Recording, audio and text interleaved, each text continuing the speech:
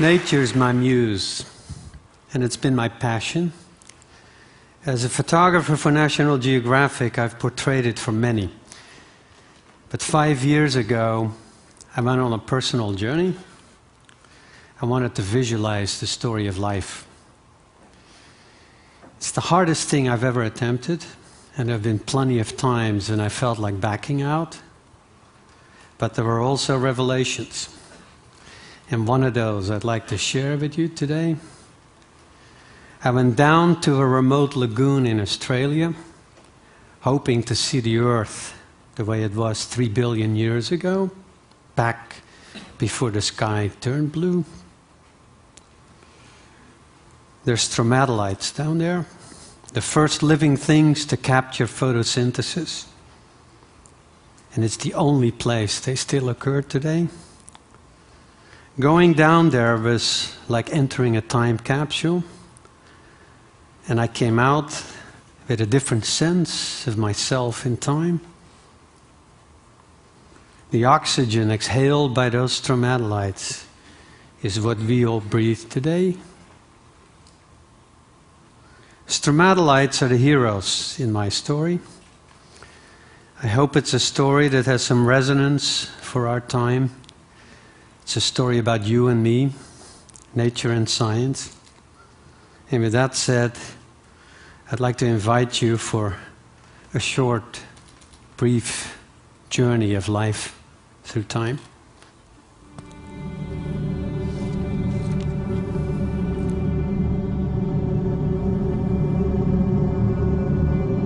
Journey starts in space.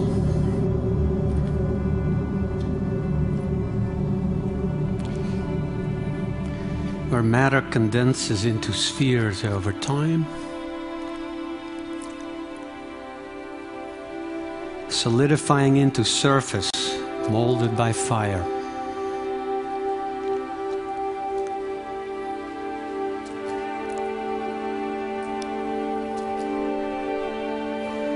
Where fire gave way, Earth emerged. But this was an alien planet. The moon was closer, things were different. Heat from within made geysers erupt. That is how the oceans were born.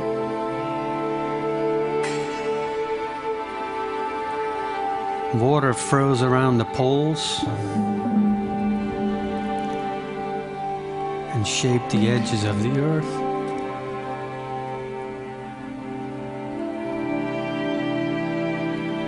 Water is a key to life, but in frozen form, it is a latent force. And when it vanishes,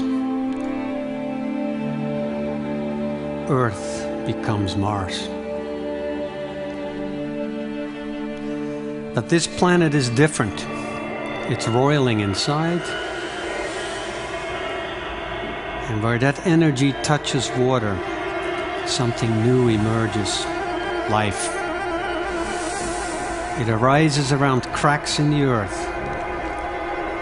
Mud and minerals become substrates, where bacteria learn to multiply.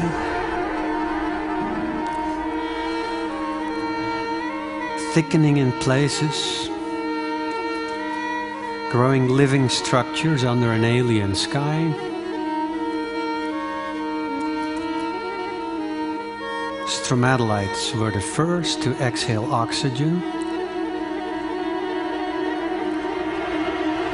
and they changed the atmosphere. A breath that's fossilized now as iron. Meteorites delivered chemistry, and perhaps membranes too. Life needs a membrane to contain itself, so it can replicate and mutate. These are diatoms. Single-celled phytoplankton with skeletons of silica. Circuit boards of the future. Shallow seas nurtured life early on. And that's where it morphed into more complex forms. It grew as light and oxygen increased. Life hardened and became defensive. It learned to move and began to see. The first eyes grew on trilobites.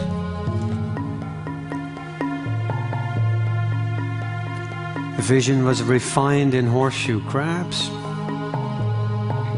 Among the first to leave the sea. They still do what they've done for ages. Their enemies long gone. Scorpions followed prey out of the sea. Slugs became snails. Fish tried amphibian life. Frogs adapted to deserts. Lichens arose as a co-op. Fungi married algae, clinging to rock and eating it too, transforming barren land. True land plants arose, leafless at first. Once they learned how to stay upright, they grew in size and shape. The fundamental forms of ferns followed. To bear spores that foreshadowed seeds, life flourished in swamps. On land, life turned a corner. Jaws formed first, teeth came later. Leatherbacks and tuataras are echoes from that era. It took time for life to break away from water, and it still beckons all the time. Life turned hard so it could venture inland.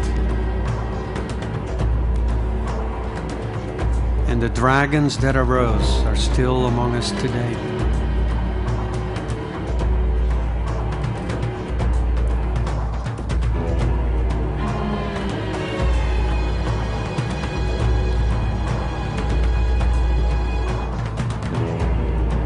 Jurassic Park still shimmers in part of Madagascar and the center of Brazil, where plants called cycads remain rock hard.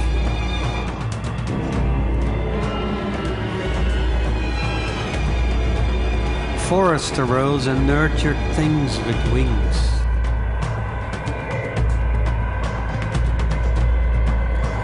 One early form left an imprint like it died only yesterday. And others fly today like echoes of the past. In birds, life gained new mobility.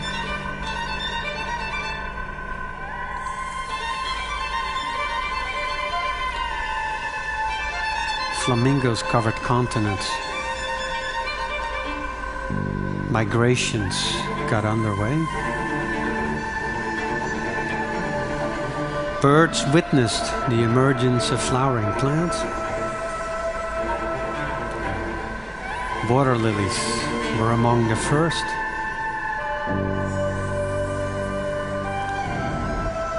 Plants began to diversify and grew, turning into trees. In Australia, a lily turned into a grass tree. And in Hawaii, a daisy became a silver sword. In Africa, Gondwana molded Proteus.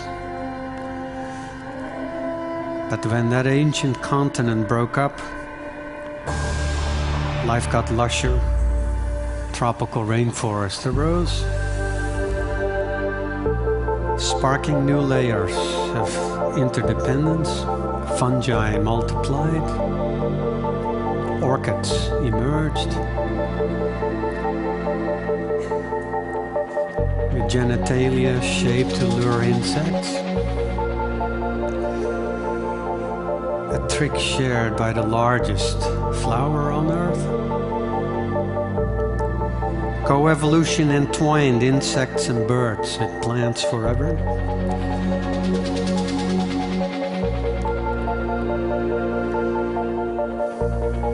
When birds can't fly, they become vulnerable. Kiwis are. And so are these hawks trapped near Antarctica. Extinction can come slowly. But sometimes it arrives fast. An asteroid hit and the world went down in flames. But there were witnesses. Survivors in the dark. When the skies cleared, a new world was born. A world fit for mammals. From tiny shrews and tenrecs accustomed to the dark, new forms became bats, civets, new predators, hyenas, getting faster and faster still.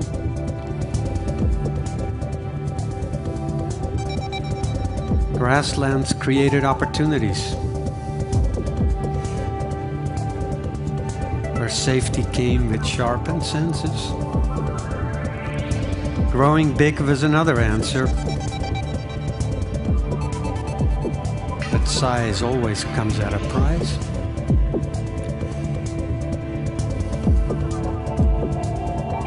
Some mammals turned back to water.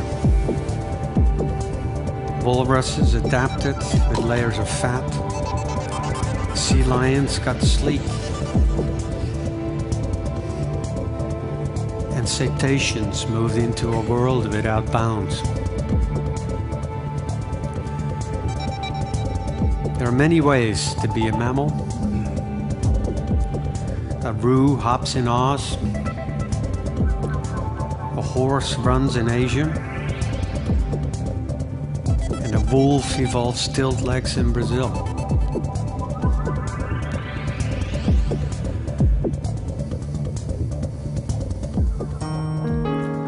Primates emerge from jungles as tarsiers first,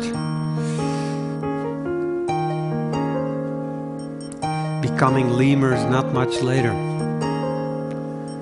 Learning became reinforced. Bands of apes ventured into the open, and forests dried out once more. Going upright became a lifestyle. So who are we? Brothers of masculine chimps? Sisters of feminine bonobos? We are all of them and more. We're molded by the same life force. The blood veins in our hands echo the coarse water traces on the earth. And our brains, our celebrated brains, reflect the drainage of a tidal marsh. Life is a force in its own right. It is a new element. And it has altered the earth. It covers earth like a skin. And where it doesn't, as in Greenland in winter, Mars is still not very far. But that likelihood fades as long as ice melts again, and where water is liquid, it becomes a womb for cells green with chlorophyll, and that molecular marvel is what's made a difference. It powers everything. The whole animal world today lives on a stockpile of bacterial oxygen that is cycled constantly through plants and algae, and their waste is our breath, and vice versa. This earth is alive, and it's made its own membrane. We call it atmosphere. This is the icon of our journey, and you all here today can imagine and will shape where we go next.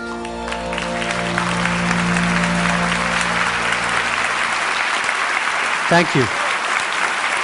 Thank you. Unbelievable.